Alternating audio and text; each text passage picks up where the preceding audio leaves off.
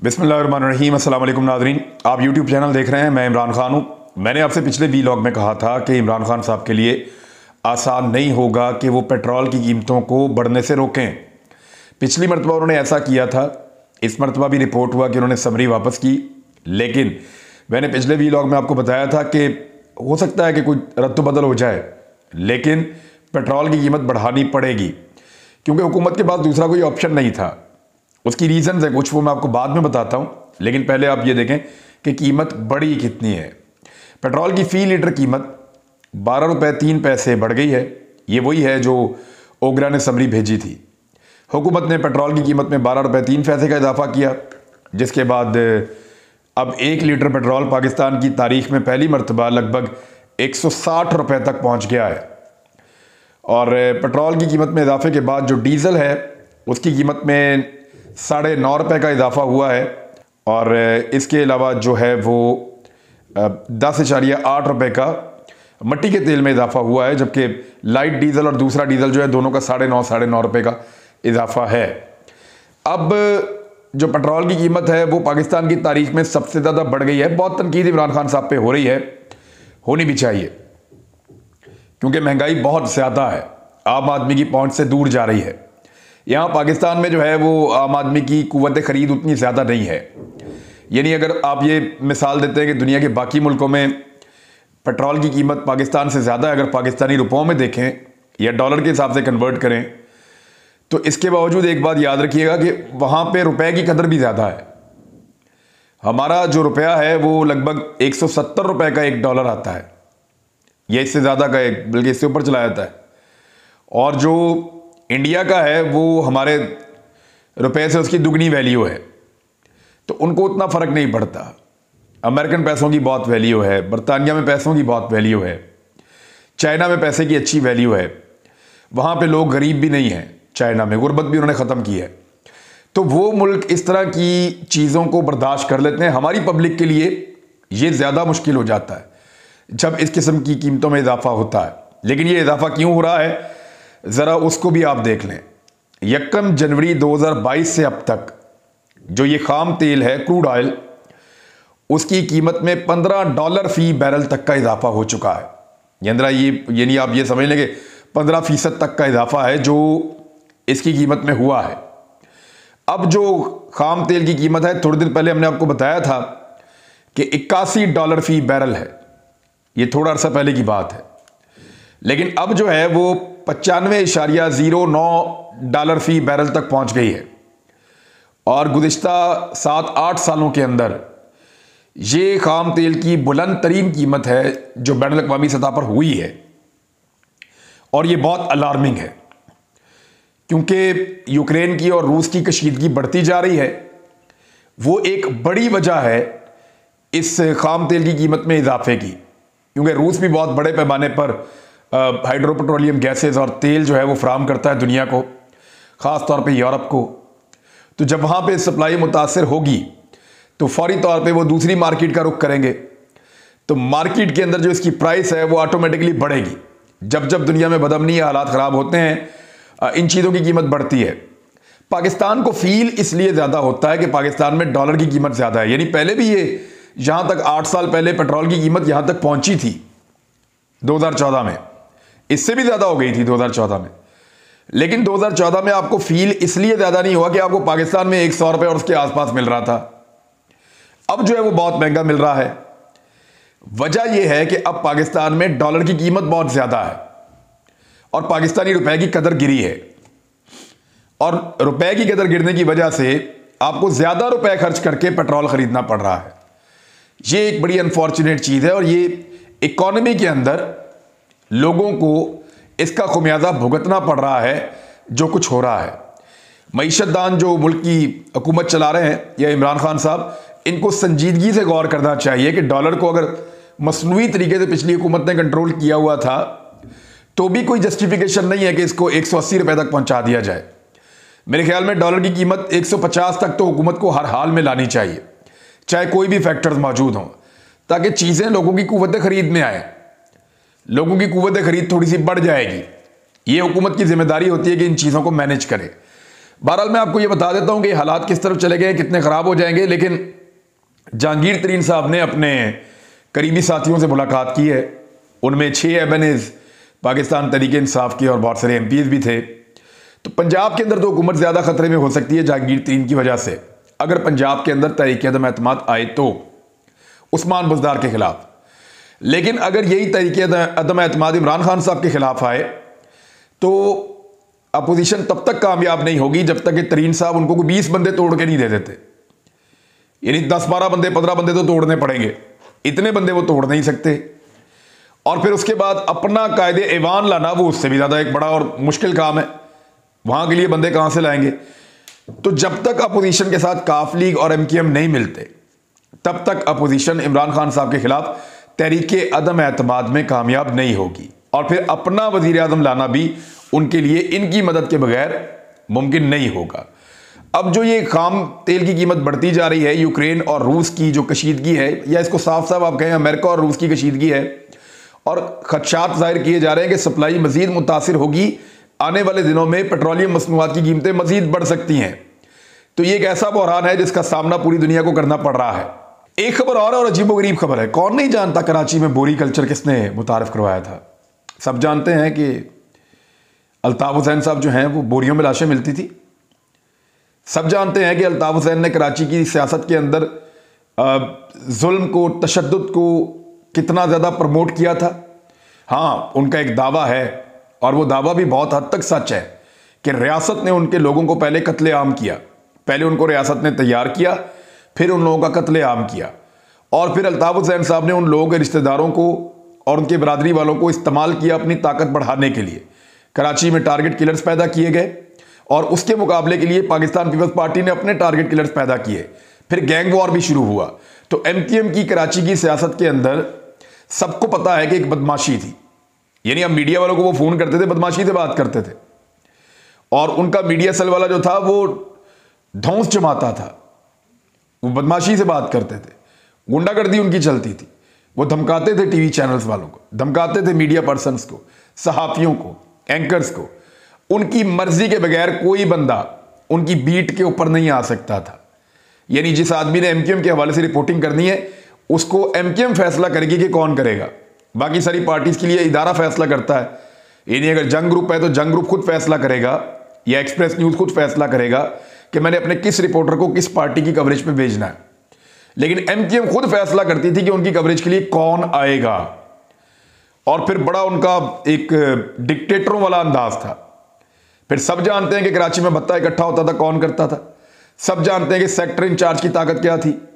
सब जानते हैं कि इनका तोती बोलता था और ये जब चाहते थे शहर बंद कर देते थे, कारोबार बंद कर देते थे। सब जानते हैं कि हर चीज पे इनका कंट्रोल और कब्जा था। सब जानते हैं कि इनके मुखालिफ जो हैं वो रातों रात गायब हो जाते थे, बाद में उनकी लाशें मिल जाती थी। और फिर ऑपरेशन हुआ कराची के अंदर। बाद में अल्ताफ हुसैन साहब बहुत फ्रस्ट्रेट हो गए जब पैसा पहुंचना बंद हुआ लंदन में, तो उन्होंने बड़ी शदीद किस्म की तकारीर की जिनके नतीजे में पाकिस्तान के अंदर हालात खराब हुए। एक आदमी उस दिन मारा भी गया 2019 में, और बहुत सारे लोग जख्मी भी हुए, और ऐसे मुतअद्दिद वाक़यात। पाकिस्तान ने बरतानिया के अंदर यह मामला उठाया हुआ था। बरतानिया में अल्ताफ हुसैन के खिलाफ जो है वो 2 केसेस चल रहे थे, दोनों में बरी हो गए। तो आप कभी भी ये मत सोचें कि बरतानिया में इंसाफ मिलता है। उनका इंसाफ उनके मुल्क के लिए है। यानी अगर उनके मुल्क के अंदर अल्ताफ हुसैन किसी को एक थप्पड़ भी मारेंगे तो जेल जाएंगे। उनके मुल्क के अंदर अल्ताफ हुसैन अगर किसी के साथ बदतमीजी करेंगे या दहशतगर्दी की कोशिश भी करेंगे तो जेल जाएंगे। उनके मुल्क के अंदर अगर कोई बोरी बंद लाश मिले तो अल्ताफ हुसैन जेल में जाएंगे। लेकिन क्योंकि पाकिस्तान के अंदर यह सब कुछ हो रहा था और अल्ताफ हुसैन एक काम का आदमी है जो बहुत सारे एजेंसीज के लिए काम करता है, मुझे कहने में कोई कबाहत नहीं है और मुझे इस बात पे फख्र है कि मैंने इस आदमी को कभी भी इंटरव्यू नहीं किया। क्योंकि ये इंटरव्यू के लिए एंकर्स को हुक्म ये होता था कि आपने हाथ बांध के बैठ जाना है और आपने जी जी सर सर कहते रहना है, जी भाई, यानी आपने यही कहते रहना है। और अल्ताफ हुसैन जो दिल करे मुंह में वो बोलता चला जाएगा, और उसके बाद जब वो बात खत्म कर ले तो फिर आपने सवाल भी वो लिख कर देते थे। यानी एमक्यूएम वालों का फोन आता था अल्ताफ हुसैन के टीवी पे आने से पहले, वो एंकर को सवाल भिजवाते थे कि आपने पहला सवाल ये करना है, फिर आपने चुप कर जाना है। जब भाई अपनी बात मुकम्मल कर ले, आपको मौका दें, तो फिर आपने दूसरा सवाल ये करना है, फिर आपने चुप कर जाना है। जब भाई आपको मौका दें तो फिर आपने तीसरा सवाल करना है। ये सहाफत हो रही थी एमकेएम के दौर में, कराची के और पाकिस्तान के सारे सहाफी इसको जानते हैं, तमाम इदारों ने इनको भुगता हुआ है, लेकिन बरतानिया ने इनको बाइज्जत बरी कर दिया। तो फिर आप सोच लें कि बरतानिया में इंसाफ किस तरह का और कितना ज्यादा है। अब आ जाएं उस इशू की तरफ जिस पे मैं आपके साथ बात करना चाह रहा था। अमेरिका ने तो तारीख भी दे दी थी। अमेरिका ने तारीख दी थी 16 फरवरी। उन्होंने कहा था कि 16 फरवरी को रूस यूक्रेन पर हमला कर देगा। आज 16 फरवरी है, तो उसूलन आज रूस को यूक्रेन पर हमला कर देना चाहिए, लेकिन इस वक्त यूक्रेन यौम इत्तेहाद मना रहे हैं आज के दिन में। उनका यह कहना है, व्लादिमीर ज़ेलेंस्की, उन्होंने बुध को यौम इत्तेहाद मनाने का ऐलान किया है और उन्होंने कौम से अपील की कि वो बुध के रोज कौमी परचम थामे कौमी तराना पढ़कर इत्तेहाद का मुजाहरा करें, क्योंकि अमेरिका ने और उनके इत्तेहादियों ने यह डेडलाइन दी थी कि अमेरिका ये जान गया है कि रूस 16 फरवरी को यूक्रेन के ऊपर अटैक कर देगा। दूसरी जानिब अमरीकी वज़ीर ख़ारजा एंटनी ब्लिंकन ने कहा है कि अमेरिका ने यूक्रेन से अपना बेशतर सफारती हमला वापस बुला लिया है और वहां रह जाने वाले अरकान को दारुल हुकूमत कैफ से मगरबी शहर लौद मुंतकिल कर दिया है। अब ये अमेरिका इतना सारा कुछ क्यों कर रहा है, इस पर जरा गौर करें। इसका एक और पहलू भी है, और वो पहलू पहली मरतबा चाइना ने बेनकाब कर दिया है। चाइना ने अमेरिका के कपड़े उतार दिए और बता दिया कि ये एक्चुअली क्या कर रहे हैं अपने दोस्तों के साथ और अपने इत्तेहादियों के साथ।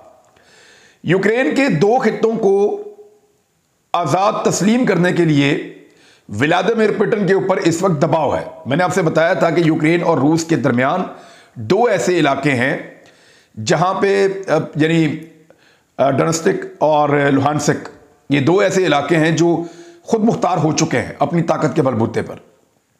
रशिया ने उनको सपोर्ट भी किया था। अब रशियन पार्लियामेंट जो है वो जोर डाल रही है व्लादिमीर पुतिन पे कि सारे मुआहदे तोड़ें यूक्रेन के साथ और इन 2 रियासतों को आजाद रियासतें तस्लीम करें। अगर ये हो जाता है तो फिर जो इन दोनों के दरमियान सुलह का एक मुआहदा है जंगबंदी का, वो खत्म हो जाएगा। यूक्रेन कह रहा है कि रूस से हम कहते हैं ऐसा ना करें, लेकिन रशियन प्रेसिडेंट के ऊपर दबाव बहुत ज्यादा है। लेकिन रूसी वजीर दिफा ने एक और बात की है कि हमारा जो लोग ट्रेनिंग कर रहे थे यहां पे या जो यहां पे मशकें कर रहे थे यूक्रेन की सरहदों के करीब, उनमें से कुछ दस्ते अपना काम मुकम्मल करने के बाद अब वापस अपनी छावनियों की तरफ जा रहे हैं। एक बड़ी खबर है, रूस का यह क्लेम है। अब चाइना ने क्या अमेरिका को कपड़े उतारे उनके या उनको कहें कि एक्सपोज कर दिया है, वो कैसे किया वो आप सुने। चीनी माहिरीन जो हैं उन्होंने ये बहुत सारे आर्टिकल्स लिखे हैं, उनके थिंक टैंक्स ये क्लेम कर रहे हैं और उनकी हुकूमत जो है वो इस सोच के पीछे मौजूद है।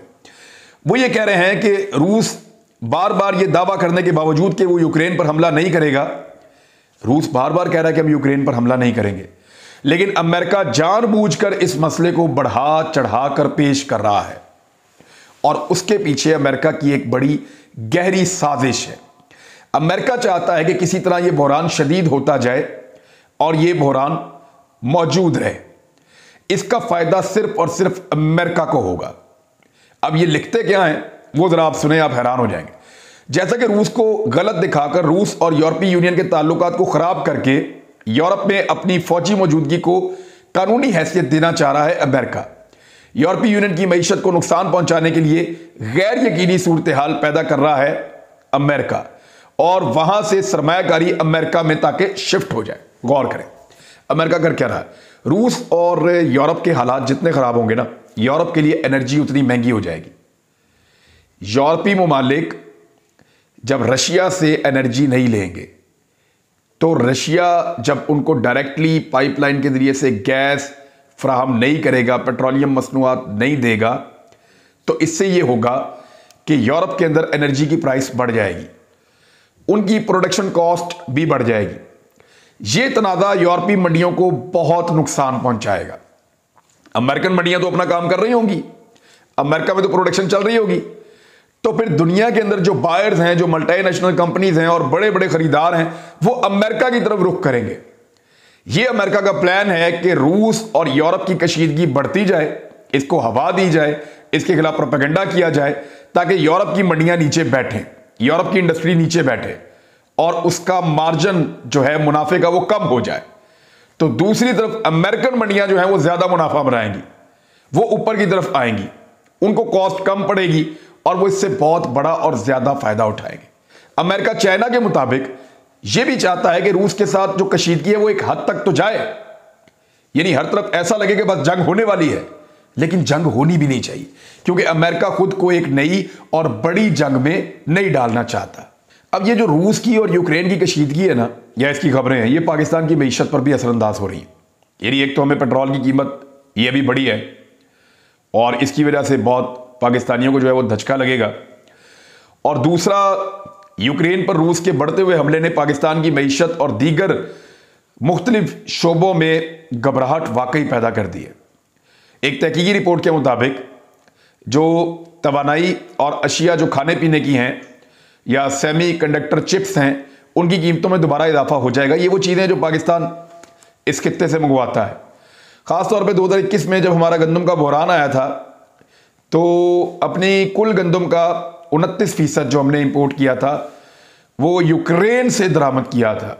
यूक्रेन वो मुल्क था जहाँ से हमें गंदम की एक प्राइस मिली, हमने यूक्रेन से ये गंदम उठाई थी।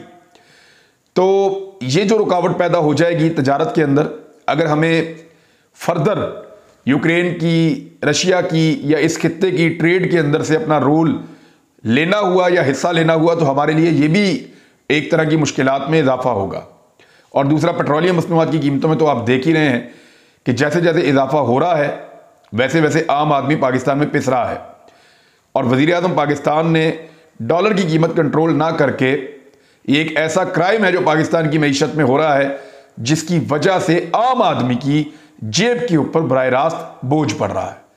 ये वज़ीर आज़म को करना होगा, वरना लोग इस हुकूमत को एक महंगी हुकूमत के तौर पे हमेशा याद रखेंगे। अब तक के लिए इतना ही। अपना ख्याल रखिएगा, अपने इस चैनल का भी। अल्लाह हाफ़िज़।